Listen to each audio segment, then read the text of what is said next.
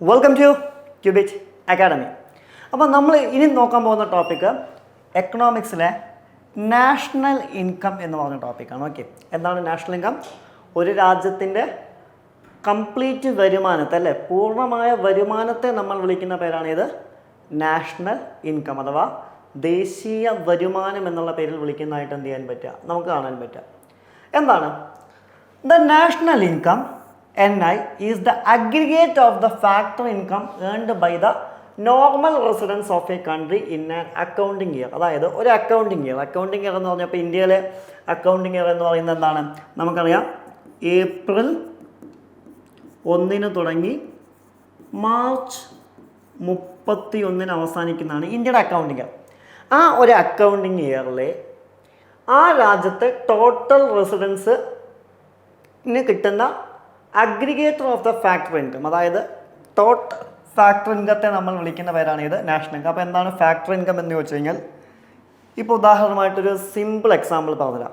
എന്താണ് ഈ factor cost എന്നുള്ളത് നിങ്ങൾ വാക്ക് ഉണ്ടാവില്ല. എന്താണ് ഫാക്ടർ കോസ്റ്റ്? എന്താണ് ഫാക്ടർ കോസ്റ്റ്?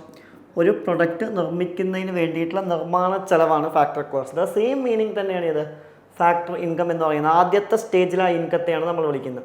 അതായത് എന്താണെന്ന് ചോദിച്ചു കഴിഞ്ഞാൽ, it is the total factor income such as wages, salaries, rent, interest, profit, etc. ഇതെല്ലാം കൂടി അടങ്ങുന്നതാണ് received by factors of production, for example labor, capital, land, entrepreneurship of a nation. Okay, അപ്പോൾ ഇതെല്ലാം കൂടി കൂട്ടിയിട്ടാണ് നമ്മൾ എന്ത് കാൽക്കുലേറ്റ് ചെയ്യുന്നത്? നാഷണൽ ഇൻകം കാൽക്കുലേറ്റ് ചെയ്യുന്നത്. ഏറ്റവും സിമ്പിളായി പറഞ്ഞാൽ, ഓക്കെ, ഏറ്റവും സിമ്പിളായി പറഞ്ഞു കഴിഞ്ഞാൽ ഫൈനൽ ഗുഡ്സ് ആൻഡ് സർവീസസിൻ്റെ ടോട്ടൽ വാല്യൂ. ഓക്കെ, എന്താണ് ഫൈനൽ ഗുഡ്സ് ആൻഡ് സർവീസസിൻ്റെ ടോട്ടൽ വാല്യൂ? അപ്പോൾ സംശയം വരാം, എന്താണ് ഫൈനൽ ഗുഡ്സ് അല്ലെങ്കിൽ എന്താണ് ഈ സർവീസസ്? ഉദാഹരണമായിട്ട് നമുക്ക് ഗുഡ്സ് എടുക്കുകയാണെങ്കിൽ ഗുഡ്സ് പ്രധാനമായിട്ടും 2 തരത്തിലുണ്ട്. ഒന്നാമത്തെയാണ് ഫൈനൽ ഗുഡ്സ്. എന്താണ് ഫൈനൽ ഗുഡ്സ്? ഫൈനൽ ഗുഡ്സ് എന്ന് പറഞ്ഞു കഴിഞ്ഞാൽ പ്രൊഡക്ഷൻ സ്റ്റേജ് കംപ്ലീറ്റ് ചെയ്തതിനെ നമ്മൾ വിളിക്കുന്ന പേരാണ് final good. Okay, production stage complete ചെയ്തതിനെ വിളിക്കുന്ന പേരാണ് ഫൈനൽ ഗുഡ്. ഫോർ എക്സാമ്പിൾ, ഇപ്പോൾ എൻ്റെ കയ്യിൽ ഈ ഒരു മൊബൈൽ ഫോൺ ഉണ്ട്. ഓക്കെ, എൻ്റെ കയ്യിൽ ഈ ഒരു മൊബൈൽ ഫോണിൻ്റെ ഇതൊരു ഫൈനൽ ഗുഡാണ്. അതായത് റെഡി ടു യൂസ് ആണ്. ഈ ഫോൺ എന്ത് ചെയ്യാൻ പറ്റും? എനിക്ക് യൂസ് ചെയ്യാൻ പറ്റും. This is ready to use product, അല്ലേ? ഇതിനെ വിളിക്കുന്ന പേരാണ് ഫൈനൽ ഗുഡ്. ഇനി എന്താണ് ഇൻ്റർമീഡിയറ്റ് ഗുഡ് എന്ന് വിളിക്കുന്നത്? ഓക്കെ, എന്താണ് ഇൻ്റർമീഡിയറ്റ് ഗുഡ് എന്ന് വിളിക്കുന്നത്? എന്താണ്? ഫോർ എക്സാമ്പിൾ, ഈ മൊബൈൽ ഫോണിൻ്റെ പല പല ഭാഗങ്ങളായി നിർമ്മിച്ചിട്ടുള്ളൂ. ഉദാഹരണമായിട്ട് ഡിസ്പ്ലേ, ഫോണിൻ്റെ ബാക്ക് കവർ, കേസ്, അതുപോലെ തന്നെ മദർ ബോർഡ്, ക്യാമറ നിർമ്മിച്ചിട്ടുണ്ട്. ഇതിനെ അസംബിൾ ചെയ്തിട്ടില്ല, അല്ലെങ്കിൽ ഇത് നിർമ്മാണം നടന്നുകൊണ്ടിരിക്കുകയാണ്. അതായത് പ്രൊഡക്ഷൻ സ്റ്റേജ് കംപ്ലീറ്റ് ആവാത്തതിനെ നമ്മൾ വിളിക്കുന്ന പേരാണ് ഇത് ഇൻ്റർമീഡിയറ്റ് ഗുഡ്. ശ്രദ്ധിക്കുക, ഒരിക്കലും നമ്മൾ നാഷണൽ ഇൻകം കാൽക്കുലേറ്റ് ചെയ്യുന്ന സമയത്ത് ഇൻ്റർമീഡിയറ്റ് ഗുഡ്സ് ഏതിൻ്റെ ഭാഗമല്ല? നാഷണൽ ഇൻകത്തിൻ്റെ ഭാഗമല്ല. ഫൈനൽ ഗുഡ്സ് മാത്രമാണ് ഏതിൻ്റെ ഭാഗം? നാഷണൽ ഇൻകത്തിൻ്റെ. അപ്പോൾ ടോട്ടൽ ഫൈനൽ ഗുഡ്സിൻ്റെയും, ഓക്കെ, എന്താണ് ടോട്ടൽ ഫൈനൽ ഗുഡ്സിൻ്റെയും, അതായത് എല്ലാ ഫൈനൽ ഗുഡ്സിൻ്റെയും, അതുപോലെ തന്നെ നമ്മൾ പ്രൊവൈഡ് ചെയ്യുന്ന സർവീസസിൻ്റെയും ടോട്ടൽ വാല്യൂവിനെ നമ്മൾ വിളിക്കുന്ന പേരാണ് നാഷണൽ ഇൻകം. ഏറ്റവും സിമ്പിളായി പറഞ്ഞാൽ നിങ്ങൾ കേട്ടാവും, ഇറ്റ് ഈസ് കോൾഡ് GDP, അല്ലെ? എന്താണ് GDP എന്ന് പറഞ്ഞു കഴിഞ്ഞാൽ? Gross domestic product. ഓക്കെ, എന്താണ് ഗ്രോസ് ഡൊമസ്റ്റിക് പ്രൊഡക്റ്റ്? അതിനെ നമ്മൾ വിളിക്കുന്ന പേരാണ് GDP. ഓക്കെ, അതായത് നാഷണൽ ഇൻകം. ഓക്കെ, അപ്പോൾ അതിനെ നമ്മൾ വിളിക്കുന്ന പേരാണ് എന്ത്? GDP അഥവാ നാഷണൽ ഇൻകം. അപ്പോൾ ഫൈനൽ ഗുഡ്സ് പ്ലസ് സർവീസസിൻ്റെ ടോട്ടൽ വാല്യൂ ആണ്. In accounting parlance, it is the flow concept which is defined over a certain period of time, usually the accounting year. ഞാൻ പറഞ്ഞു, ഒരു അക്കൗണ്ടിങ് ഇയറിലാണ് എന്ത് ചെയ്യുക, കണക്കാക്കുക. ഇന്ത്യയിലെ അക്കൗണ്ടിങ് ഇയർ എന്ന് പറഞ്ഞു കഴിഞ്ഞാൽ ഞാൻ നേരത്തെ പറഞ്ഞ പോലെ തന്നെ എന്താണ്, ഏപ്രിൽ 1 തുടങ്ങി മാർച്ച് 31 അവസാനിക്കുന്നതാണ് ഏത് എന്ന് വിളിക്കുന്നത്? അക്കൗണ്ടിങ് ഇയർ എന്ന് വിളിക്കുന്നത്. And it is measured in the terms of gross domestic product. Okay, ഇതെങ്ങനെയൊക്കെ കണക്കാക്കാം? ഗ്രോസ് ഡൊമസ്റ്റിക് പ്രൊഡക്റ്റ് ആയിട്ട്, GDP ആയിട്ട് കണക്കാക്കാം.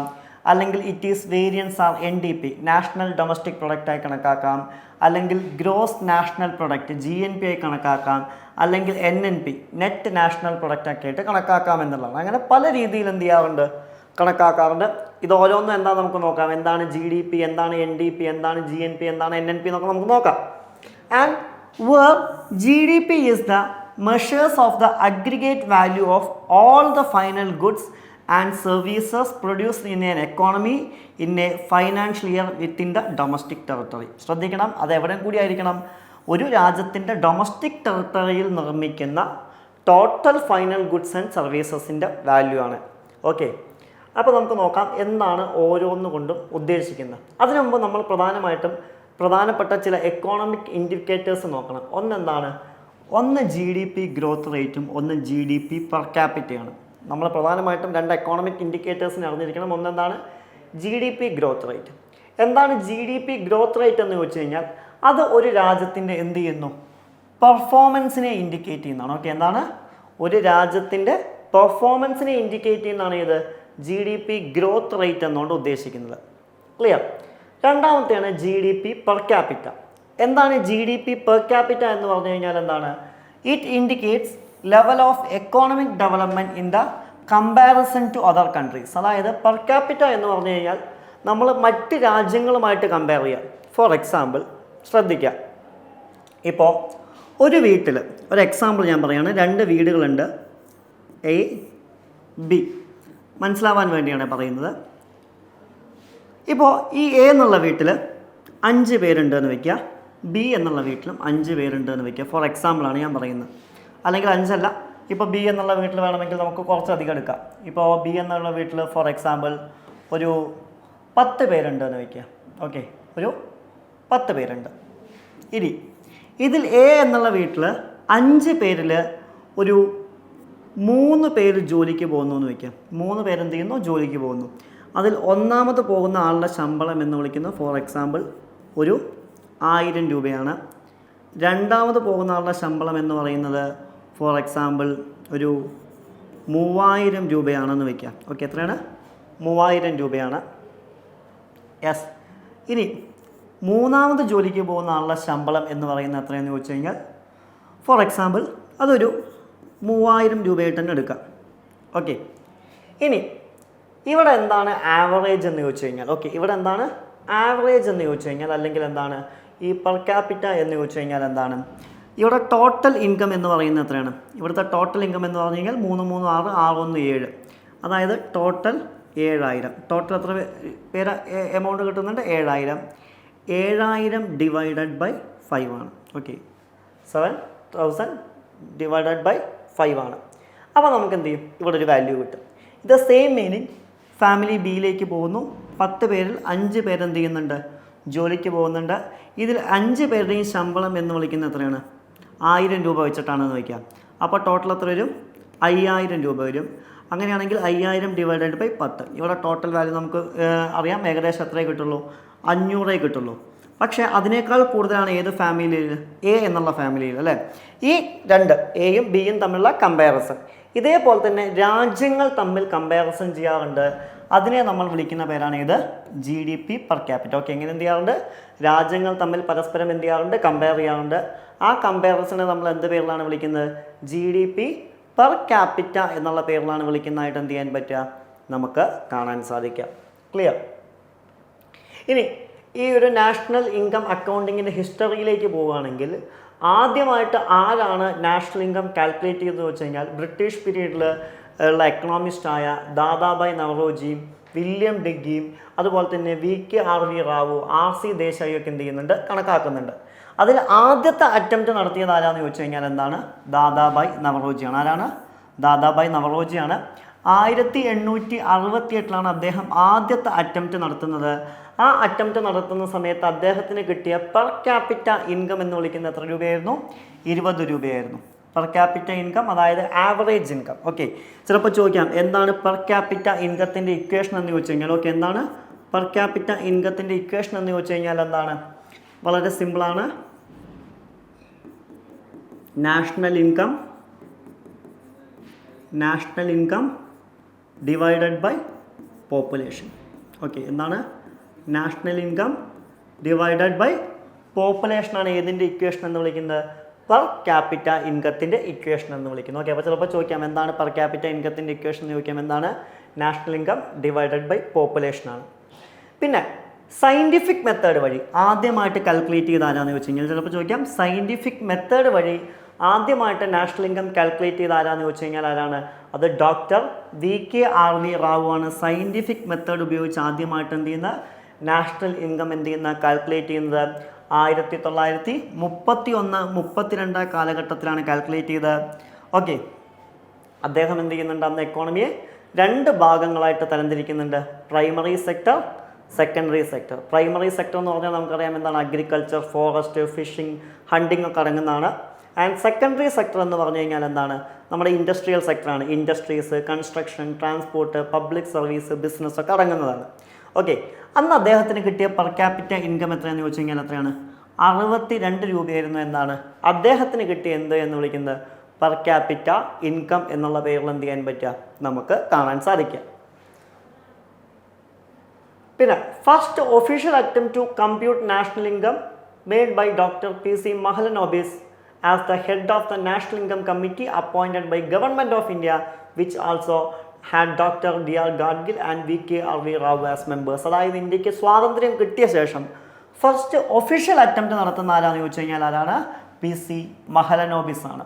ഓക്കെ, അദ്ദേഹം ഏതിൻ്റെ ഹെഡായിരുന്നു? നാഷണൽ ഇൻകം കമ്മിറ്റിയുടെ ഹെഡായിരുന്നു. ആര് എന്ന് വിളിക്കുന്നത്? PC Mahalanobis എന്ന് വിളിക്കുന്നത്.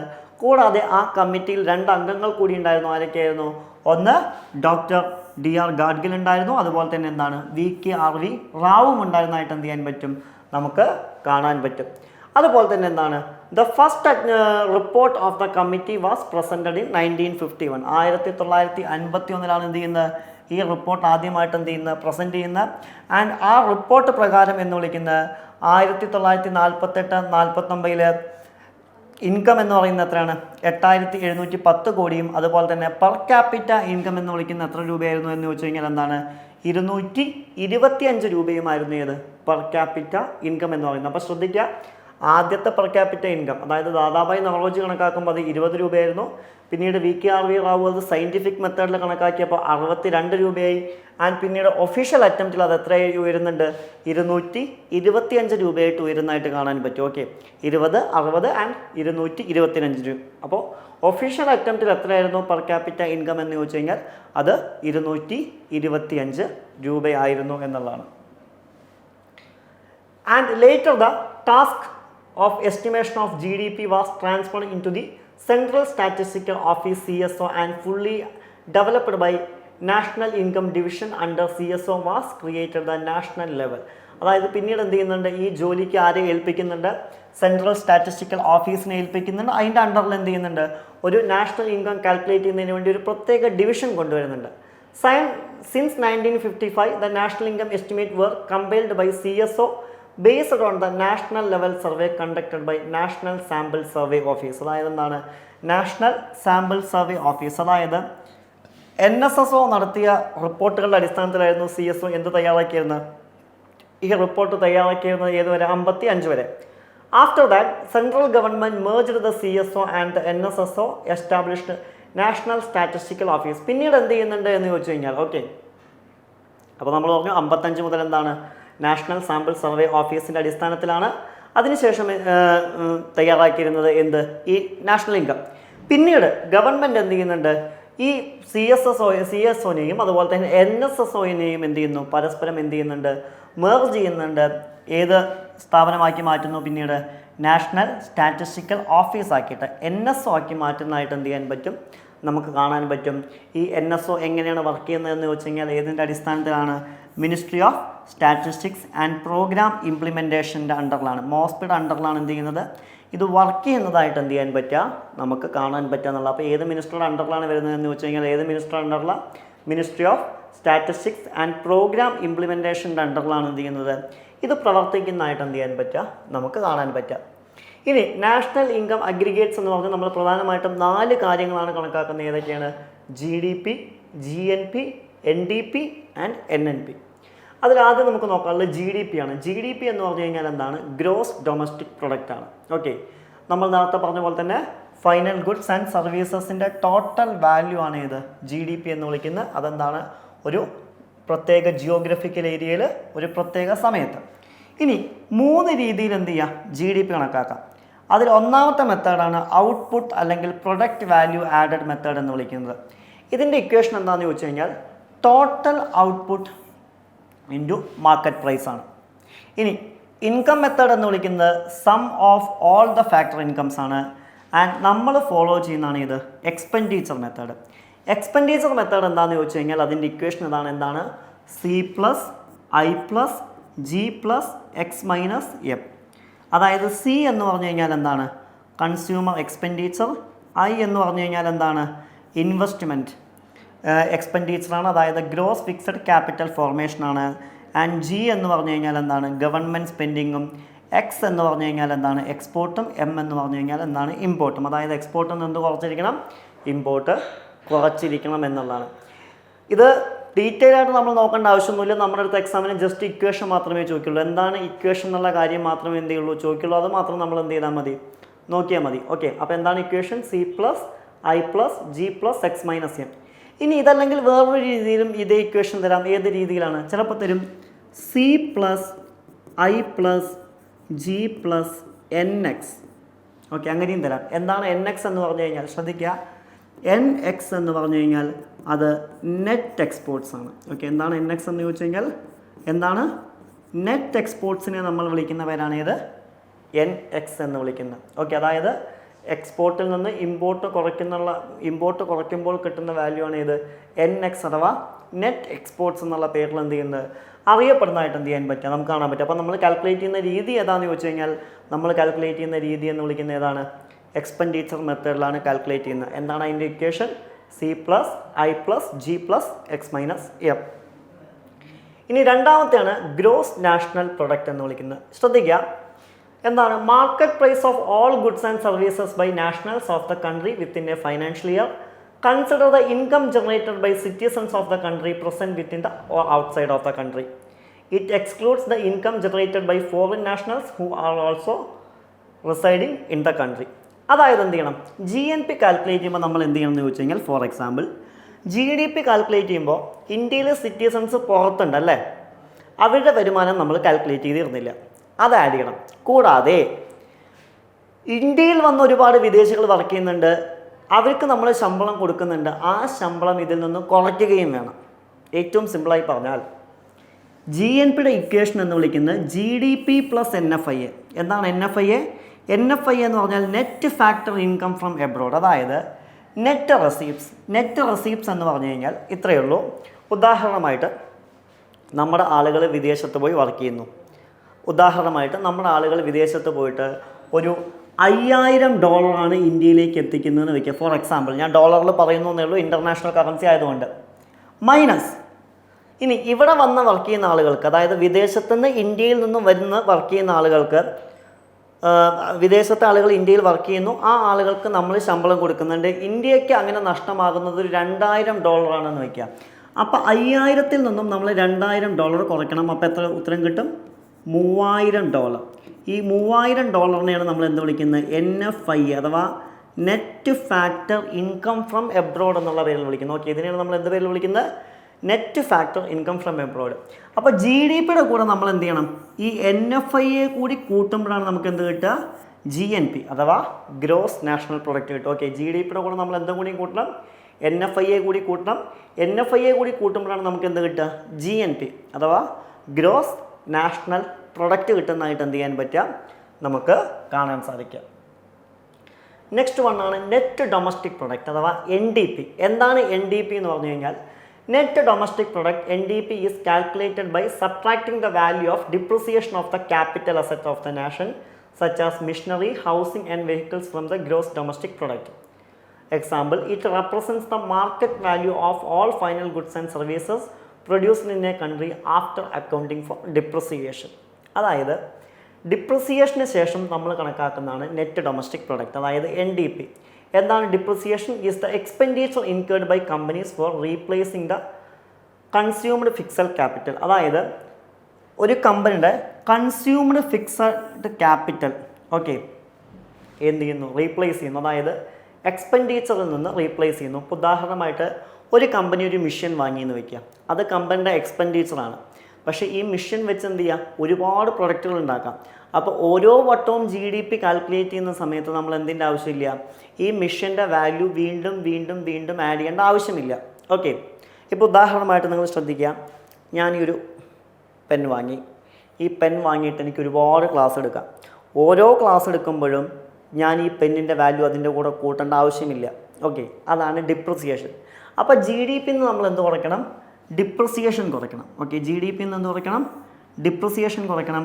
അതിനെ വിളിക്കുന്ന പേരാണ് ഇത് NDP. NDP എന്ന് പറഞ്ഞു കഴിഞ്ഞാൽ നമ്മൾ നോക്കിയ എന്താണ്, നെറ്റ് ഡൊമസ്റ്റിക് പ്രൊഡക്റ്റ് ആണ്. ഓക്കെ, എന്താണ്, നെറ്റ് ഡൊമസ്റ്റിക് പ്രൊഡക്റ്റിനെ നമ്മൾ വിളിക്കുന്ന പേരാണ് ഇത് NDP എന്ന് വിളിക്കുന്നത്. ഓക്കെ, ഇനി അതേ സംഭവം തന്നെയാണ് NNP, നെറ്റ് നാഷണൽ പ്രൊഡക്റ്റ്. ഇപ്പോൾ ഉദാഹരണമായിട്ട് എന്താണ്, net national product considers all goods producers and services that are manufactured by country citizens irrespective of their location, or in other words, net national product considers producers that produce domestically and from the overseas, accounting for depreciation out of the total production done by nationals. അതായത് total production എന്താണ്, Nationals കുറച്ചത് എന്ത് ചെയ്യണം, കുറയ്ക്കണം. അതേ concept തന്നെയാണ് NNP എന്ന് പറയുന്നത്. അതായത് GNP എന്ന് എന്ത് കുറയ്ക്കുക, ഡിപ്രിസിയേഷൻ കുറയ്ക്കുന്നതിനെ നമ്മൾ വിളിക്കുന്ന പേരാണ് ഇത് NNP അഥവാ നെറ്റ് നാഷണൽ പ്രൊഡക്റ്റ്. നിങ്ങൾ ജസ്റ്റ് ഇത് മൊത്തം പഠിച്ചു വെക്കേണ്ട ആവശ്യമൊന്നുമില്ല. നമ്മളോട് ഇവിടെ പ്രധാനമായിട്ടും എന്താണ്, ഇക്വേഷൻസ് മാത്രമേ എന്ത് ചെയ്യുള്ളൂ, ചോദിക്കുള്ളൂ. ഓക്കെ, അപ്പോൾ സിമ്പിളായിട്ട് പറഞ്ഞാൽ 4 ഇക്വേഷൻസാണ് നമ്മൾ പഠിച്ചത്. ഒന്ന് ഏതാണ്, GDP ആണ്. GDPയുടെ ഇക്വേഷൻ എന്തായിരുന്നു നമ്മൾ പഠിച്ചത്, C+I+G+X-M. ഇതാണ് ഒന്നാമത്തെ ഇക്വേഷൻ. അല്ലെങ്കിൽ പിന്നെ എങ്ങനെ ചോദിക്കാം, C+I+G+NX എന്നാവാം. ഇതാണ്. പിന്നെ വന്നാണ് ഇത് GNP. GNPയുടെ ഇക്വേഷൻ എന്താണ് നമ്മൾ നോക്കിയത്, GDP + NFIA. ഒന്നെങ്കിൽ ഇങ്ങനെ തരാം, അല്ലെങ്കിൽ എങ്ങനെ തരും, C+I+G+X-M + NFIA എന്നും തരാം. പിന്നെ നമ്മൾ നോക്കിയതാണ് ഇത് GDP നോക്കി, പിന്നെ നമ്മൾ ഏത് നോക്കി, GNP നോക്കി. പിന്നെ നമ്മൾ നോക്കിയതാണ് ഇത് NDP. NDPയുടെ ഇക്വേഷൻ എന്തായിരുന്നു, GDP മൈനസ് ഡിപ്രിസിയേഷൻ. പിന്നെ നമ്മൾ നോക്കിയതാണ് ഇത് NNP. എന്താണ് NNP എന്ന് പറഞ്ഞു കഴിഞ്ഞാൽ, GNP minus depreciation. Okay, clear. ഇനി നമ്മൾ ഇതൊക്കെ കാൽക്കുലേറ്റ് ചെയ്ത് കഴിഞ്ഞാൽ, ഇത്രയും കാര്യങ്ങൾ കാൽക്കുലേറ്റ് ചെയ്ത് കഴിഞ്ഞാൽ ഏതെങ്കിലും ഒരു വർഷവുമായിട്ട് ഇതിനെ കമ്പയർ ചെയ്യണം. ഇപ്പോൾ ശ്രദ്ധിക്കുക, ഈ ഒരു പേനയ്ക്ക് കഴിഞ്ഞ വർഷം 10 രൂപയും ഈ ഒരു വർഷം ഒരു 9 രൂപയാണെന്ന് വയ്ക്കുക. അപ്പോൾ കഴിഞ്ഞ വർഷം ഇൻഫ്ലേഷൻ കൂടുതലായിരുന്നു, അതായത് ഇതിൻ്റെ വില കൂടുന്ന രീതി കൂടുതലായിരുന്നു. അപ്പോൾ കഴിഞ്ഞ വർഷവുമായിട്ട് ഇതിനെ നമുക്ക് കമ്പയർ ചെയ്യാൻ പറ്റുമോ, ഇല്ല. അതിനു വേണ്ടി നമ്മൾ തിരഞ്ഞെടുക്കുന്ന ഇയറിനെ നമ്മൾ വിളിക്കുന്ന പേരാണ് ഇത് ബേസ് ഇയർ. അതായത് നമ്മുടെ GDP കമ്പയർ ചെയ്യുന്നതിന് വേണ്ടിയിട്ട് നമ്മൾ എടുക്കുന്ന ഇയറിനെ നമ്മൾ വിളിക്കുന്ന പേരാണ് ഇത് ബേസ് ഇയർ എന്ന് വിളിക്കുന്നത്. ഓക്കെ, അതായത് എന്താണ്, പ്രൈസ് ഫ്ലക്ച്വേഷൻസ്, വില കൂടുക അല്ലെങ്കിൽ കുറയുക, ഇതിനെ നമ്മൾ വിളിക്കുന്ന പേരാണല്ലോ പ്രൈസ് ഫ്ലക്ച്വേഷൻസ്. ആ പ്രൈസ് ഫ്ലക്ച്വേഷൻ വളരെ അധികം കുറവുള്ള വർഷത്തെ നമ്മൾ എന്ത് പേരിലാണ് വിളിക്കുക, ബേസ് ഇയർ എന്നാണ് വിളിക്കുക. അതുപോലെ തന്നെ അല്ലെങ്കിൽ ഇൻഫ്ലേഷൻ 0 ഉള്ള വർഷത്തെയാണ് നമ്മൾ എന്താക്കിയെടുക്കുന്നത്, ബേസ് ഇയർ ആക്കിയെടുക്കുന്നത്. ബേസ് ഇയറിലെ സാധനങ്ങളുടെ വില എന്ത് പേരിലാണ് അറിയപ്പെടുന്നത് എന്ന് ചോദിച്ചു കഴിഞ്ഞാൽ എന്ത് പേരിലാണ്, കോൺസ്റ്റൻറ്റ് പ്രൈസ്. അപ്പോൾ ചോദിക്കാം, നിലവിലെ സാധനങ്ങളുടെ വില എന്ത് പേരിലാണ് അറിയപ്പെടുന്നതെന്നും ചിലപ്പോൾ ചോദിക്കാം. അതിനെ നമ്മൾ കറൻറ്റ് പ്രൈസ് എന്നാണ് വിളിക്കുക. ഓക്കെ, അപ്പോൾ ബേസ് ഇയറിലെ സാധനങ്ങളുടെ വില എന്ത് പേരിലാണ് അറിയപ്പെടുന്നത് എന്ന് ചോദിച്ചു കഴിഞ്ഞാൽ എന്ത് പേരിലാണ്, കോൺസ്റ്റൻറ്റ് പ്രൈസ് എന്നും. നിലവിലെ സാധനങ്ങളുടെ വില എന്ത് പേരിലാണ് അറിയപ്പെടുന്നത്, കറൻറ്റ് പ്രൈസ് എന്നും. ഇനി നമ്മുടെ ബേസ് ഇയർ എത്രയാണെന്ന് ചോദിച്ചു കഴിഞ്ഞാൽ എത്രയാണ്, 2011-12 എന്ത് നമ്മുടെ ബേസ് ഇയർ. ഓക്കെ, അപ്പം നമ്മുടെ ബേസ് ഇയർ എത്രയാണ് എന്ന് ചോദിക്കുകയാണെങ്കിൽ എത്രയാണ്, 2011-12 എന്താണ് നമ്മുടെ ബേസ് ഇയർ എന്ന് വിളിക്കുന്നത്. അപ്പോൾ ഇത്തരം കാര്യങ്ങളാണ് നമുക്ക് എവിടെ നോക്കാനുള്ളത്, നാഷണൽ ഇൻകവുമായി ബന്ധപ്പെട്ട് നോക്കാനുള്ളത്. അപ്പോൾ എന്താണ് നാഷണൽ ഇൻകം നമ്മൾ പറഞ്ഞു, ഇത്രയേ ഉള്ളൂ. ഒരു രാജ്യത്തിൻ്റെ ആഭ്യന്തര പ്രദേശത്തെ ഒരു വർഷത്തെ ഫൈനൽ പ്രൊഡക്ട്സ് പ്ലസ് സർവീസസിൻ്റെ ടോട്ടൽ വാല്യൂവിനെ നമ്മൾ വിളിക്കുന്ന പേരാണ് ഇത് നാഷണൽ ഇൻകം. അല്ലെങ്കിൽ നമുക്കതിനെ എന്ത് പേരിൽ വിളിക്കാൻ പറ്റും, GDP അഥവാ ഗ്രോസ് ഡൊമസ്റ്റിക് പ്രൊഡക്റ്റ് എന്നുള്ള പേരിൽ എന്ത് ചെയ്യാൻ പറ്റും, വിളിക്കാൻ സാധിക്കും. Thank you.